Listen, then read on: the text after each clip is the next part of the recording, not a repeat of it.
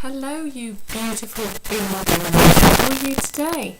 I'm back with the third episode of What's Everybody Talking About on the Facebook group, because I know you love it and you can't wait for your updates. So I'm going to get stuck straight in after telling you how to find the group, which is facebook.com, cut groups, cut Zero Waste Week Heroes. Over 3,000 of us talking about rubbish, viewing rubbish as a resource, trying to throw less stuff in landfill, and asking all those pertinent questions that are going to help you put less waste into landfill. That was a really poor introduction, I do apologise.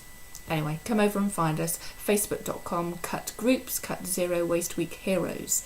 So let's have a little update on what people have been talking about this week. So Cassie asked a very in-depth question, one that got us thinking. We were all kind of tiptoeing around other people's feelings because it's a very contentious issue. She was asking about overpopulation and whether a zero waste lifestyle influenced our family planning. So I think, if I can remember rightly, Cassie was in the throes of planning a family with her partner, and they had decided that they were going to limit themselves to 2 children because of future resources and that sort of thing. So we've had a really good discussion on this with all sorts of viewpoints. My viewpoint is not a popular one, but it's the one issue that we don't want to talk about, and I think it's really great that Cassie brought it up so we can come up with wonderful solutions to recycling things, giving them another life, reusing things, but what we're not doing is getting to the root of everything, and the root of everything is that there are too many people on the planet for us to sustain. I think the figures show something quite scary, like in order for us to continue with our lifestyle that we have at the moment, we'd need, I don't know what the figure is, you'd have to look it up on Google, but something like we need 1.5 or 2 planets in order to sustain what we're doing now. And without this radical mind shift and lifestyle shift for people in the Western culture, things aren't going to get better. And by adding more and more people to the planet, everything's going to get worse. There's going to be less to go around. So it's a really hard topic to talk about because we don't want to face up to it. It's okay for me, I've got my child, I've got my family, but if you haven't got it, haven't got a family yet, how do you deal with that? How do you decide that? I don't know, it's huge. I've got friends with really big families as well, 6 children, 8 children, and I don't have a judgment or an opinion on what they've done, but the reality is that the planet can only sustain a finite amount of people, and what are we going to do after that point? I don't know, maybe we're going to move to Mars or something like that. Perhaps we will get that other planet after all. Anyway, Cassie, thanks for raising such a brilliant topic, and thanks for all the people that contributed with their thoughts. It was a good one. Meanwhile, Marcus was asking for recommendations of shoes that are zero waste and produced in a fair and environmentally friendly way. Now, I'm a shoes girl. I'm a bit of a shoes girl, and I really admired Marcus's approach to this, which was, he's not about the look and the style. He's about the story behind them, the impact that those shoes are going to have on the environment. And my suggestion to him was whether or not he would consider buying a pair of, say, unworn shoes from a charity shop. So it may not be that they're necessarily fair trade or ethically sourced, but my take on it is that they've already been made, so and whoever bought them doesn't want them anymore, so let's kind of do the whole reuse idea. But people did come along with some brands, don't remember the names, so you'll have to come along and have a look. So I think there are some ethically sourced brands out there. Whether or not there are zero waste manufacturers, I don't know. I'm sure at one point there was it Nike did a take back scheme or something like that, so you could recycle the shoes at end of use. And of course you can put them in textiles banks, where I think they are sold on if they're still in reasonable condition, or I'm not sure what happens to them if they're not in reasonable condition, to be honest. So that was a really good question. So if you too are looking for some ethically fair trade, zero waste shoes, go along and see which brands people recommended for markers. Lynn shared the story that you may be aware of. In the UK, we're going to have new £5 notes in September. Yippee! But instead of being the cotton paper, I think that £5 notes are made from at the moment, they're going to be plastic. So not, thick like a credit card, but plastic all the same. So I guess that means light lamination or something like that. So as you can imagine, our audience had something to say about that. Now I saw this video showing how fantastic these new plastic £5 notes were. So what they did, it was quite laughable, is they put a original £5 note in one pocket of a pair of jeans, the new plastic one in another pair of jeans, and put them through the washing machine, because we've all washed a £5 note in a pair of jeans, and took them out to compare them, and it was hilarious actually. This was on the BBC because they both looked okay, and so because the guy obviously wanted to prove a point about how great the new ones were, he actually then tore, my heart bled, it really did, he tore the paper one, which of course ripped in half because hey, it's made from paper, cotton or whatever it is, and then he tried to rip the plastic one, and of course it didn't break because it's made of plastic. So that was his point about why £5 notes made from plastic were a really good thing. I don't know.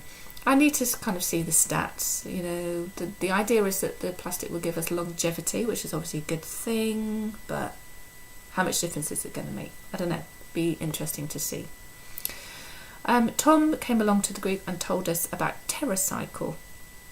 TerraCycle are a company who will recycle those difficult to recycle items, so the sort of things that householders find very difficult, like the laminated pouches that you get for some drinks and some baby foods and cat food, dog food, that sort of thing.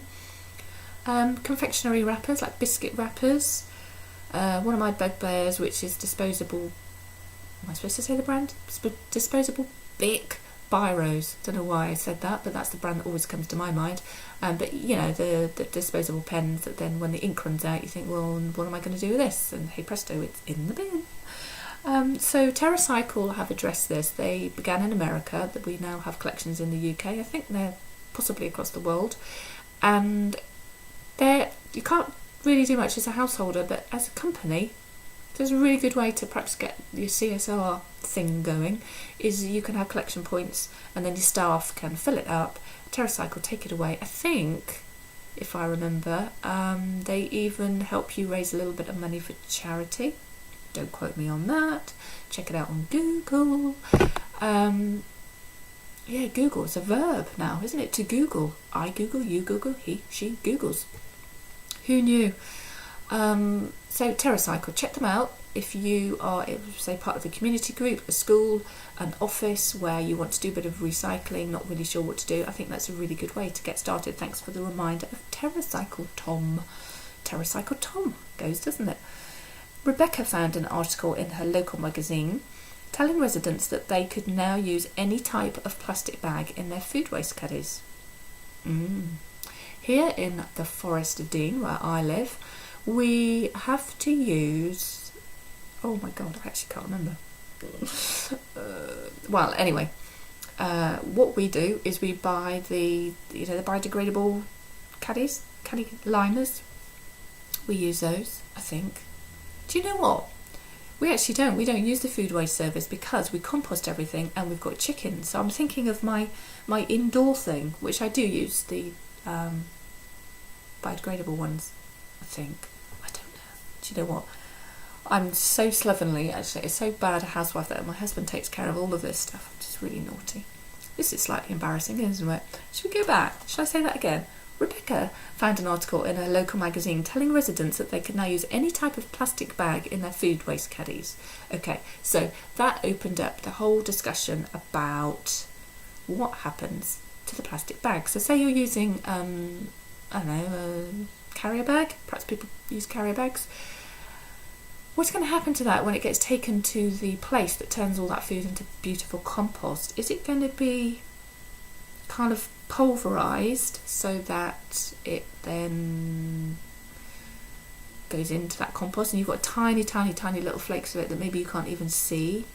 I don't know. Or is it going to be separated? And if it's going to be separated, what's going to happen to it? All sorts of questions were coming up. So I've sent Rebecca on a mission to find out more and then to tell us all about it. And maybe if she gets some good information, I'll put that on the blog for everybody to read, because I'm intrigued. Aren't you intrigued? What's going to happen to the plastic bags? Are they going to be separated? Are they going to be mushed up? Are they going to be taken away and incinerated? Are they going to be taken away and put in landfill? Is there some amazing thing that we can do with them? I don't know. And I'd really like to hear what happens in your district council. Do you have to line with newspaper? Do you have to put nothing in yours? Do you have to use special biodegradable bags that you have to purchase? What happens? Because hey, I don't know what happens around here, evidently. So tell me what happens around you, and I'll try and find out what happens here as well. Blush. Asia asked, no, she said she would love some thoughts on the environmental footprint of glass versus plastic containers for things like rapeseed oil and ketchup. She went on to say both items I would be unlikely to reuse. Is it really better for the environment to spend more money on glass bottles given the very energy intensive process of melting and reshaping glass? Phew. I feel like I need to go and take a science degree now, because I don't know. The conversation again was great around the idea that I think the thing with glass is that you can continually reuse, recycle it, whereas plastics tend to get downgraded, so eventually they can't be recycled anymore. I think that was the kind of flow of the conversation that was going on there. Oh, do you know what? I love my group. I love everybody on my... I do. I love you. I adore you. You just ask such great questions. There's Cassie with the overpopulation question. There's Asia asking about plastic versus glass. Really great conversations. There's some light-hearted banter as well, I can assure you. We have fun. But, we really get stuck into these issues. One thing I wanted to show you, I'm going to do a little show and tell for you, is I ordered these. I thought they were really cool. You're going to tell me off for buying plastic, I know you are. But can you see these? Right, if you look right in the top there, little holes in it.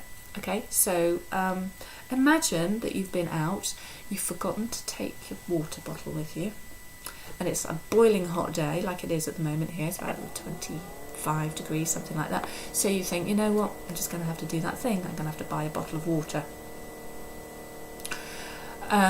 Guess what happened yesterday? So you're thinking, I'm going to be a good little zero waster, and I'm going to reuse that plastic bottle. So this, kind of, you screw it on the top, I'm not going to do it, in place of the cap, and then you've got this really cute, isn't it just the cutest thing? You've got this really cute thing for your seeds, watering can, that's the word. So I've got some plants in my bedroom, which I've recently put in there, and they're looking a bit sad because I don't have a tap in my bedroom. So I'm thinking I'm going to repurpose this plastic bottle, and now I have a little watering can. I just think they're really cool. Imagine giving those to the kids and they've each got their own to do their seedlings with. Fantastic. So they came from a company called Gardening Naturally, who, let's see, I'm all over the place. Gardening Naturally, that's it. They sent me their catalogue. Didn't really want the catalogue, paper waste, but I'll let them off. So I'm just going to introduce you to them. In the front they say, we are a family-run business providing gardening solutions and alternatives to enable you to grow fruit and vegetables without the use of pesticides or harmful chemicals. Our products are natural and safe to use around children, pets and wildlife. What's not to love? So they do organic fertilisers. Perhaps if you haven't got room to grow comfrey plants in your garden, you can get hold of comfrey pellets. They sell copper tape to deter slugs, and they do storage items as well, nice kind of things that you can store your produce in to make it last a bit longer. So, and these little fellas, so that you can reuse your plastic bottles that you shouldn't be buying anyway. So that's it. That's my little roundup for this week. Been some really good discussions going on. Hope you enjoyed it, and we'd love to see you on the group, because I have a goal I'm going to share with you by Zero Waste Week 2016, which is the 5th to the 9th of September. Put it in your diary now. I want 4,000 people on the group. So come over and be the next person. Facebook.com/groups cut 0 Waste Week Heroes. I'll see you there. Have a great week.